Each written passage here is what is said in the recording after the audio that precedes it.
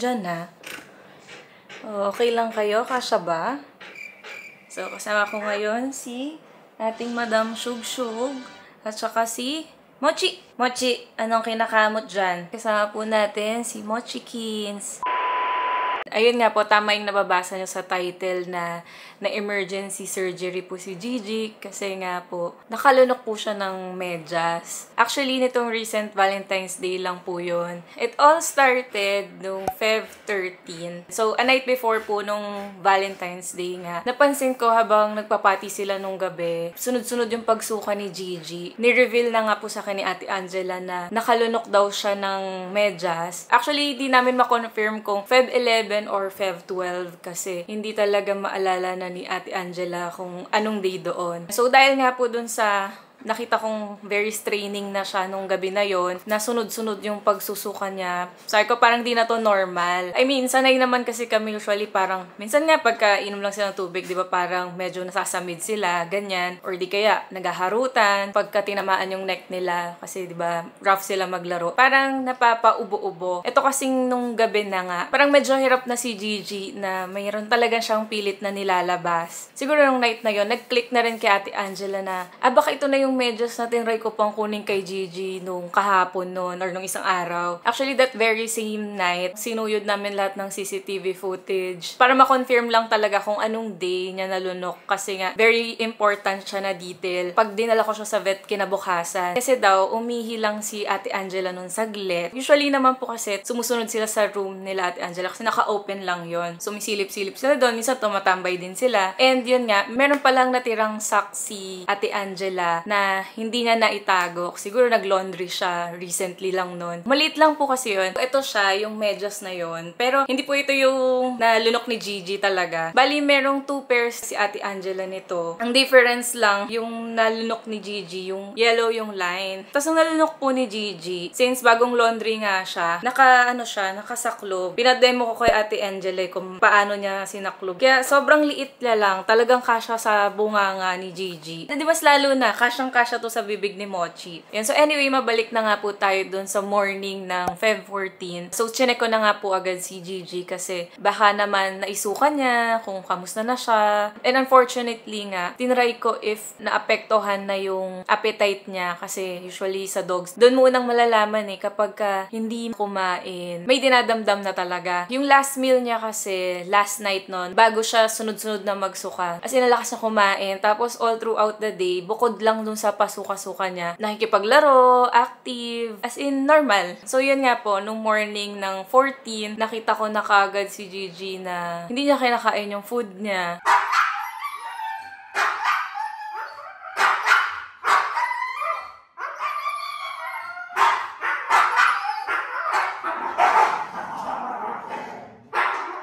Wala na siyang gana talaga. Tapos, nung nakita niya ako, usually kasi umiingay yun. Pero wala talaga ako narinig na sounds na pagbati sa kanya. Tinry ko na kumuha ng treats. Yung treats na sausage nila. Kasi favorite nila yun. Normally, bubuksan ko pa lang yung cabinet. Lapit na yan sila. Siya, wala talaga siyang reaction. Hindi lumalapit. Binuksan ko, tapos pinilit ko siya pakainin. Kinain niya naman, pero alam mong may something wrong. Kasi very slow at parang napili lang. Ayun, so around 7 AM, naghahanap na po ako ng mga vets na pwedeng tumanggap ng walk-in on that day kasi may mga vet clinic kasi na talagang ubusan yung slot. So, kung sino yung pinakamalapit na may pinakamaagang slot sa day na yun yung pinili ko. So, nakaabot kami sa Makati. So, yun, dinala na nga po namin si Gigi sa vet. Napasok na namin siya sa kotse. Na-excite siya, yes, pero walang sounds. Tapos, pag akit na ng kotse, wala, umiga na siya kaagad. Nung araw na yun, sobrang lakas na ng kutob ko na mataas yung chance i-surgery siya kasi nakaka-apekto na talaga sa kanya. Ayun, pinrepair ko din yung, ang ginagawa ko kapag sa vet, bago pumunta, pine-prepare ko na yung mga signs, mga observation, kasi yun usually yung mga tinatanong kaagad ng vet para wala akong ma-miss out. Tapos, in contact din ako kay Ate Angela kasi may mga naiisip akong possible na itanong ng mga vet para at least naitanong ko na agad sa kanya. Tapos, pagdating doon, hindi na yung tatawag pa ako. Ayan, so pagdating po namin doon, inantay lang namin konti si Doc. 11 AM kasi yung schedule time namin. Gigi. Gigi. Tahimik mo naman. Hindi ko pa narinig boses mo.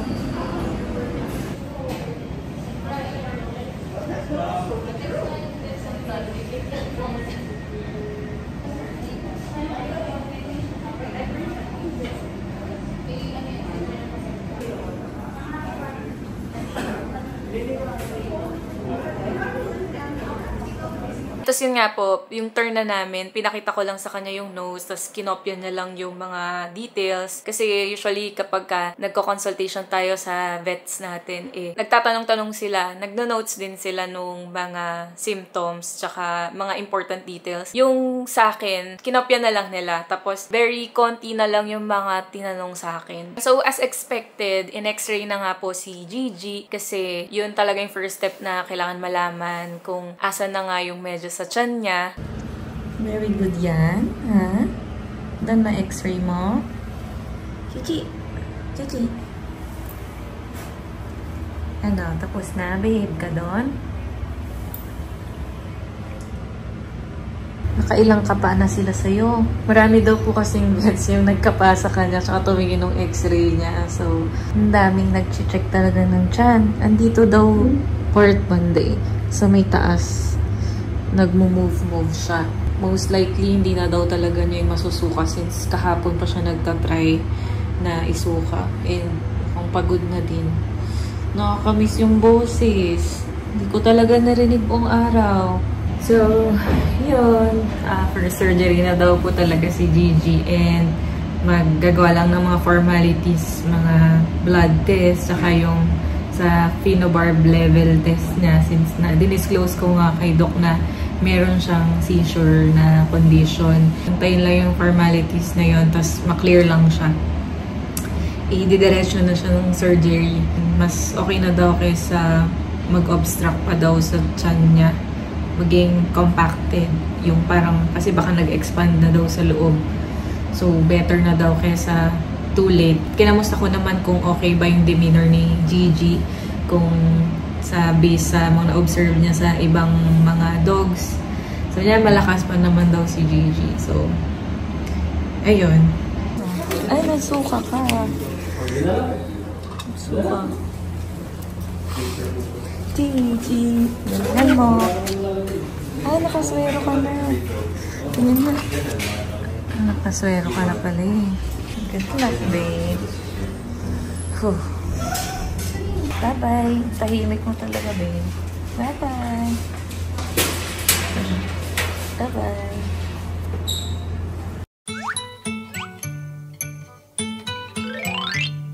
2 weeks ago nga nung surgery na yon, nag-focal seizure si Gigi. So, yun yung recent attack niya after being seizure-free ng 1 year. Ibang case naman yon, basta may in-adjust kasi sa gamot niya dahil may recent seizure siya. Parang extra kaba siya sa part namin. Actually, hini-stabilize lang yung maintenance niya kung mag-a-adjust ba. So, alam niya naman po na before pa magkaroon ng condition si Gigi sa pagsi-seizure, hindi ko talaga siya meant na i-breed sa future. Since may ganito nga pong pangyayari, bubuksan na lang din siya. Sinadjust ko din kay Doc kung kayang isabay na din yung spaying niya. Pero syempre, yung importante kung safe, kung kaya ni Gigi, wala bang parang risk na baka mag-seizure siya, ganyan. At least nasabi ko sa kanya na may intention ako to spay her. Sabi din naman ni Doc sa akin, depende daw sa kung gaano kahaba yung magiging surgery, kung gaano ka-complicated. Kasi may mga times daw na hindi talaga kaagad nahanap yung foreign object. And depende kung nasaan na siyang part ng paggalaw niya. Depending din sa location ng foreign object. Kung minsan kasi nagtatanggal pa sila ng section ng intestine kapag talagang barado na doon or nagasgas na. Marami po talagang pwedeng mangyari kapag nasa surgery. Kahit naman din sa tao. So, hindi natin masasabi. Ayun, so, blood test na siya kasi tinitignan kung normal ba yung platelet count, kung gano'n na siya ka naaapektuhan nung medyas sa tiyan niya. Ayun nga, napakita dun sa result na may nagsa-spike up na kasi ibig sabihin may nagkakaroon na ng inflammation sa loob. May nilalabanan na yung katawan niya. Ayun, so umuwi na kami ni Kuya Nelvin nun kasi talagang for confinement na si Gigi. Akala ko nga that time, pagka na-surgery siya, pwede na siya iuwi kaagad kasi ang tagal ko na yung last na naka-experience na may kino-confine na bebe. Yung last nun, kay Tami pa, year 2018 pa yun. Sobrang nakakapanibago. Sabi kasi ng vet sa akin, 2 to 3 days minimum yung confinement ni Gigi after the surgery. Kaya umuwi na lang kami. 2 p.m. tumawag na sa akin yung vet and sinasabi na pinaprepare na nga po si Gigi for surgery. Sobrang kinakabahan. Ang risky kasi talaga. I mean, risky na nga yung surgery kahit walang condition yung dog. So, how much more si Gigi, diba? Grabe yung overthinking na nagaganap sa isip ko. Pero yun nga po, pag-awi ng bahay, nakatulog lang ako ng konti. Tapos, nagising ako sa tawag ng vet, mga 4:30 na yun. Pero syempre, pag kakagising lang, sobrang hindi ako prepared. Ayun, so pagkatawag sa akin, sabi naman na kahit pa paano smooth naman yung nangyaring surgery. Bukod lang dun sa nagigising-gising daw in the middle of the surgery si Gigi. Kaya, dinadagdagan nila yung painkillers daw. Pero normal lang daw yon sa mga batang dogs kasi 2 years old pa lang naman si Gigi. Common siya with younger dogs na may tendency magising. And ito na, ang pa-reveal ni Doc. Sure ba daw na 2 socks ang nakain ni Gigi? Ang na-retrieve lang daw nila talaga is isang medyas lang daw. Sabi ko, yes po kasi nakasaklob siya. So, most likely, pair talaga yun na magkasama. Lalo na, kasi nakita din nila Doc, just in time lang daw. Kasi nakapasok na siya sa intestine ni Gigi. Nasa simula pa lang nung intestine. Doon pa lang nakapana nila na may bilog doon. Tapos tinulak na lang nila pabalik ng stomach para doon nila i-pull from the stomach. Ayun, sabi ni Doc, nakasaklob pa rin siya. Tapos, inana lang nila, parang, di ko alam kung paano nila ginawa, pero na-open nila doon sa loob ng stomach bago nila hinila. So, ganyan po yung itsura nung medyas na nakuha. And isa lang talaga siya. Yun. So, actually, doon sila na-stress sa kakahanap kasi halos suyuri na nila yung buong pagkaaso. Nag-x-ray pa sila ng esophagus daw kasi itong part daw na to yung hindi nila mabubuksan. Tapos, parang nagpadaan din ng tube dito sa bibig ni Gigi. Tapos, nag-flash daan ng water para matulak kung bandang dito nakabara. Wala sa x-ray, walang natulak. Nag-rectal check din sila. Basta hinanap nila kung saan possible na magtago yung isang medyas. Pero, wala daw talaga. Ayun, so, naloka ko nung sinasabi yun ni Doc over the phone. Anyway, since wala nga akong masagot sa kanya, how sure ako. Kasi hindi ko pa natatanong ulit si Ate Angela. Ang tinanong ko na lang kung natuloy ba yung spaying niya. Yun naman, goods naman. Ang galing. Kasi nagawa pa rin spay si Gigi. Kahit naloka sila kakahanap. Good news din yun sa akin. Diba? One time, big time. Isang hirapan na lang si Gigi sa pag-surgery. Ang laking bagay na na-spay siya nung day din na yun. Hindi nga lang po yung typical spay journey kagaya nung ginawa ko kila Mochi, tsaka kay Sugar. Ayun, bala ko kasi talaga na parang gawin siya dedicated video para sa spaying niya. Ito na rin yun.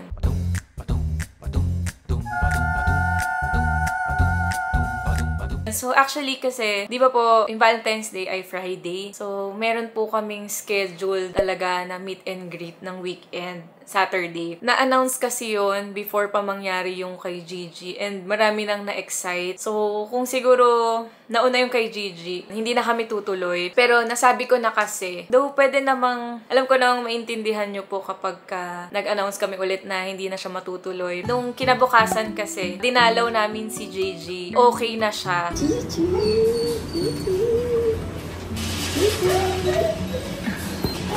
Asan na? At wala ka pa ring sounds. Ako hindi pa uuwi pag hindi pa umiiyak.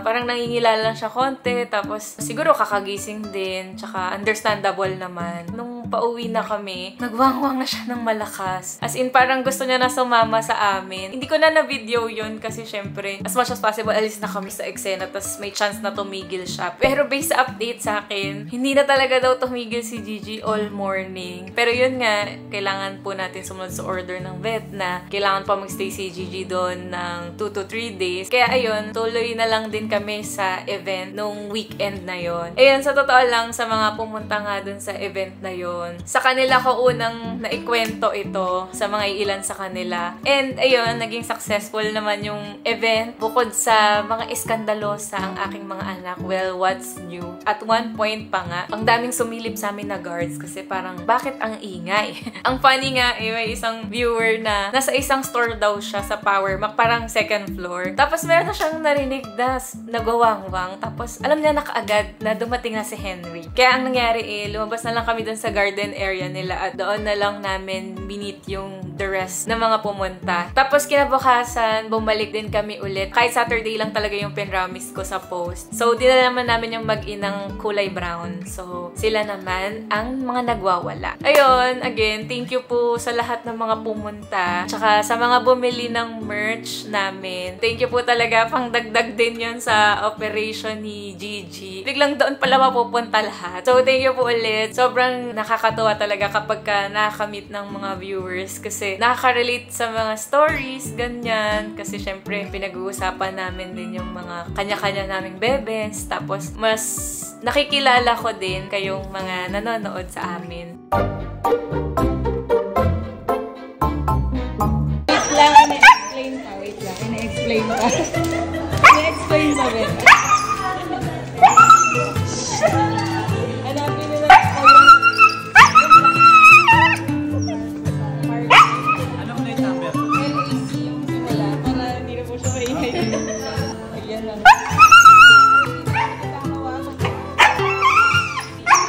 Yung harap ni siya sige, nasakay ka na doon. Punta na kay Kuya Nelvin. Ayun pala, narinig ko na. Sige, una na siya sa kotse para ano. Ayun na, na-miss din niya. Ayan, nabawasan na. Parang number 1 ata. Nasakay na pa siya na Grabe, be. Ang daming reklamo sa'yo. Kilalang kilala ka na doon. Sus! Nagulat ako kanina, sobrang. Nag-uusap pa kami ni Doc, tapos biglang merong yumakap sa akin na sumisigaw. Alam ka na kaagad si Gigi. Dinig ko nga dun eh. Tatawagin pa lang sana kita. Kasi papakuha ko na nga si Gigi. Tapos, ayun, hindi na pala kailangan. Kasi pagkakita ko, next nandun ka na. Ayos ako. Lakas eh. Ay, na-miss. Ay, na-miss. Asus. Kailangan nating galingan. Ang dami mong gamot. Tsaka yung sugat mo. Ayan na po yung sugat. Ang haba.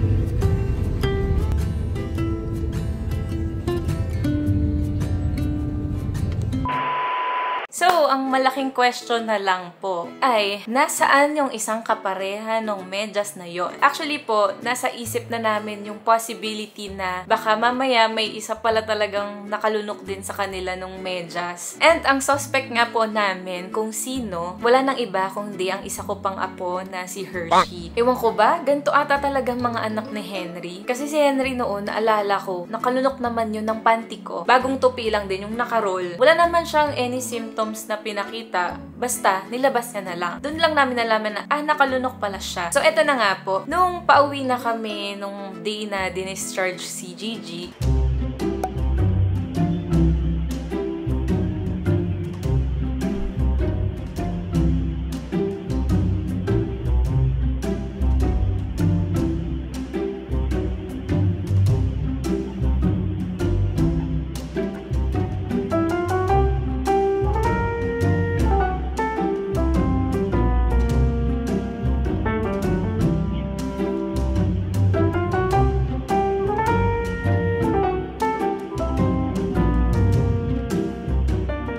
nag-send sa akin si Ate Angela. Eto na nga. Pinakita niya sa akin yung picture.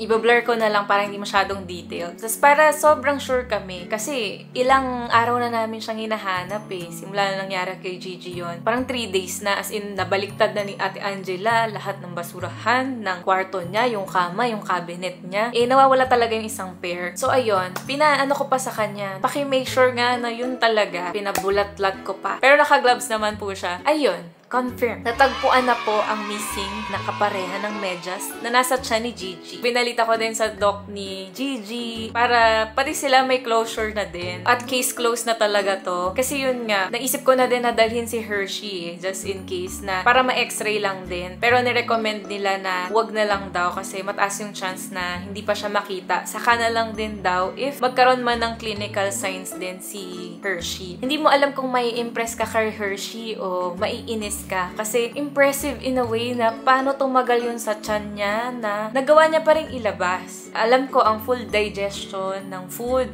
is up to 48 hours. Depende din sa movement talaga. So, ang tagal nakatambay sa tiyan ni Hershey nung medyas na yon. Samantalang si Gigi, may epekto na sa kanya kaagad. O in 3 or 2 days lang na yon. Pero siya, normal lang. Nakapag-meet and greet pa nga nung Sunday. Ang kulit-kulit pa nga. Tas ang lakas kumain. Casual niya lang.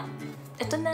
Ito na ang hinahanap niyo. So, samantalang ang ate niya, ayun, hirap na hirap si Nergery. Ang dami na nangyari. Na-risk pa yung buhay niya. At ang nakakapagtaka pa po, paano nangyari na kung nag-agawan sila nun, diba, magkasaklob nga, na nakuha ni Hershey yung isa, pero naiwan sa pagkasaklob yung isa, na yun nga yung nalunok ni Gigi. So, paano? Paano nangyari yun? Siguro sinuwerte lang din kami kay Hershey kasi nalunok niya ng hindi siya nakaroll. At least parang isang piece lang siyang nakaganon. Tapos, kasi, syempre, mapipipi pa yon kasi, mababasa. Hindi ko akalain na mangyayari to sa amin. Kasi, lahat naman ng pag-iingat, ginagawa namin. And, yun talaga siguro disadvantage ng kasama yung dog sa loob ng bahay. Lalo na kung yung dog, mahilig lumunok ng mga bagay-bagay. Dati naman, wala akong gantong problema. Nung sila Tammy Sugar Cream o nun, sabay-sabay pa silang lumalaki, mga bata. Wala pa akong Ate Angela nun. Wala namang ganong pangyayari. Ito siguro yung reason kung bakit hindi ako nagkikip ng mga apos. Or,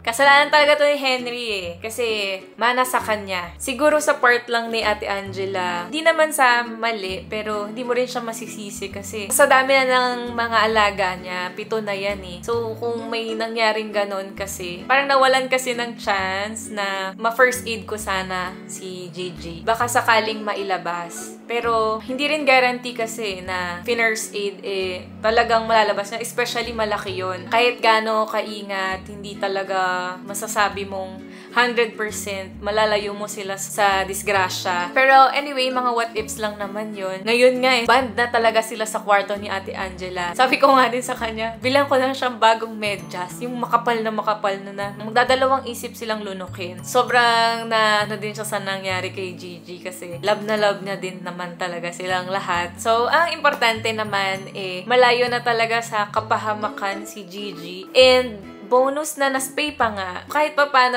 nag-turn out well din naman lahat. Bukod lang sa nalagasan kami ng pera. So, sa mga curious po sa inyo, mga around 60,000 po yung nagastos para sa surgery na yon ni Gigi. Plus, may spay naman na yon.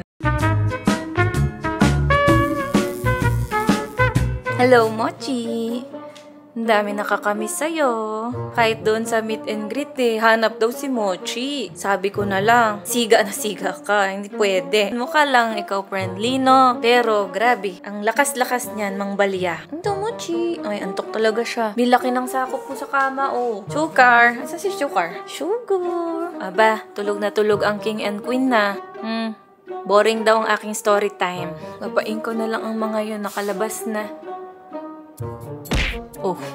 Kitang-kita sa camera ng bully pa ng matanda sa kanya. So, kita ko sa inyo ang Team Alipi. Ay na nga.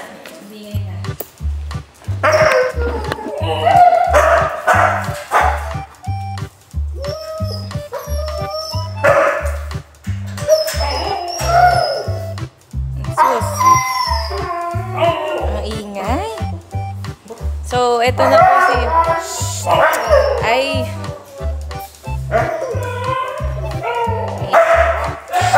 Quiet. Ay, dyan nga muna kayo. Ay, dyan muna kayo. Hindi naman kayo yung i-update ko eh. Hindi naman. Doon. Oh, ano? Hindi nyo pa yan pwede makalaro. Doon.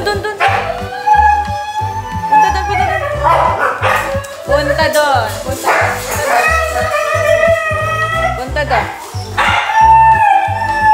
Oo, Gigi. Parang napapati si Henry. Pati kayo. Ay, Beb. Later. Babalik kami ng vet sa 24 kasi tatanggalin na yung mga tahi niya. So, sana tuloy-tuloy yung pag-heal at hindi niya maaksidenteng makamot. Sabi ang full recovery daw ni Gigi na pwede siyang bumalik sa normal ay nasa 2 to 3 weeks. Pero for me, siguro gagawin ko na lang talagang 1 buwan bago siya bumalik sa routine niya na pwede nang lumabas. Pero slow pa rin. Hindi muna siya magbabay. Walking lang muna. Ganon. Hala, nagwala na. Ikaw na bata ka? Ha? Ang galing-galing mo talaga. Ha?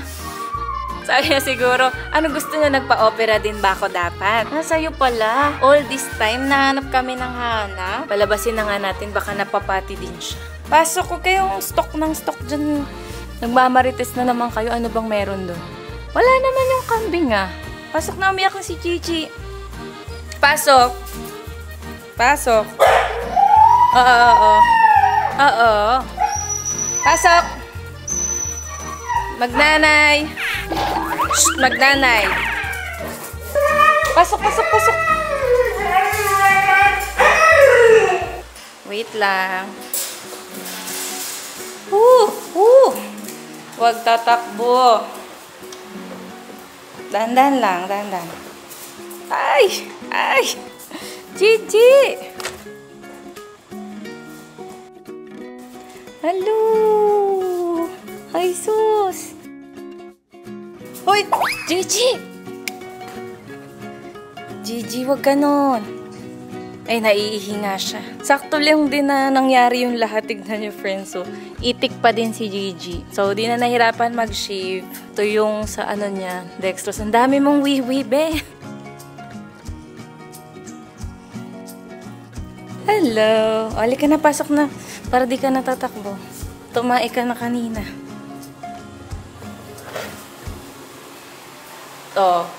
Hindi mo na makikipaglaro sa kanila.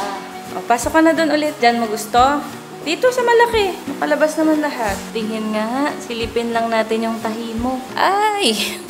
Mahaba po siya. Yun. Tapos nilalagyan lang namin siya yung pang male na diaper. Para yung bandage nun, hindi mahulog. Kasi ang hirap makahanap nung tape, madikit. Kaya lang parang no use din. So, may silip din yung tahi niya. Ayan. Naiihi lang pala ang bebe. Ayan. So, ito pong namin, corkboard. Nagagamit po namin siya ngayon. Ayan. So, nandito lahat yung mga kailangan niyang itik. May nirecommend lang na soft na food, canned food na kailangan itik ni Gigi para siguro hindi mabigla yung tiyan niya. Hindi pwedeng madami yung kain niya kaagad. Ganun muna siya for 1 week kasi usually once a day lang sila kumain pero big meal. Ngayon kay Gigi, hindi pwede yon. Pakita nga ulit natin si Gigi. Pasok tayo kasi malaki naman itong ward niya eh. Aba, dito matakas ah. Bait yan. Gigi.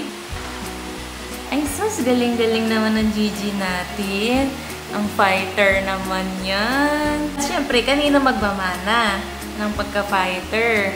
Walang iba kundi kay Mama Cream. Kaka-proud ka, be. Kahit kinain mo yung medyas. Pero naitawid mo. Abo, ang guling-guling naman yun.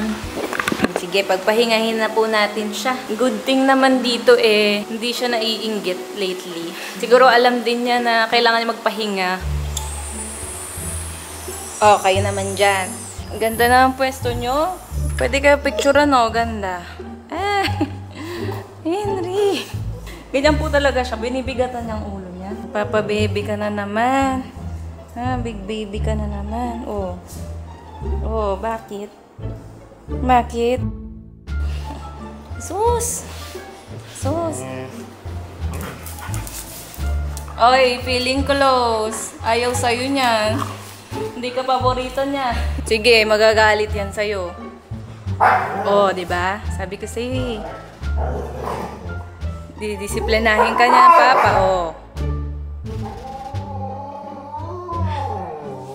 Galit sa'yo yan si Papa mo.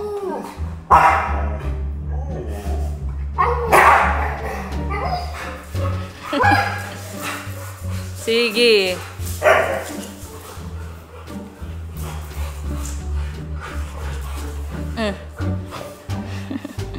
Ano ba, Gengen? Para kang baka. Ano naman reaction mo? Ganyan yung mga anak mo. Sa dami nang ipapamana, yung bilis pa sa paglunok. Cream, Ana, kamusta? Nang bali-balita? Mga pasaway silang lahat, no? Tingnan mo. O, sige, sawayin mo sila. Yan, o, kahit nanay niya eh. Pinapatulan niyang nanay niya. Rizzy, ka dito. Ikaw naman. Hindi ka pa nakikita. Sus, pakamot sa tiyan. Belly rub. Na, sinugod na naman ng anak niya. Nagpapabebe yung nanay mo. Wait lang. Yan, tignan nyo ang itsura nyong dalawa. Sabi nga po ng ibang nakakita sa kanila nung Sunday. Nakala nila, ito si Hershey, si Reese. Kasi ang layo ng height, naging mama ka patuloy ngayon. Pero di naman mapagkakamalang mama yan dahil napakapilya ang ugali. Pang baby pa rin. O, sige na, babay na kayo. Ayan, so yun lang friends. Quick ba yun? Parang haba na mga na-update nun. In-update ko lang po kayo sa nangyari kay Gigi. So, hopefully, wala nang mga susunod na ganon anytime soon at ever. So, we'll see you on our next video. Bye! No! Bye! Gengen! Bye! Creamy! Bye! Bye-bye, Gigi! Sa next vlog, fully recovered na po ako. And, balik tayo, kina Mochi. Yun, gising na po. Oh, ano masasabi mo dun sa wala, antok pa siya. We'll see you on our next video. Bye! Shoki! We'll see you on our next video.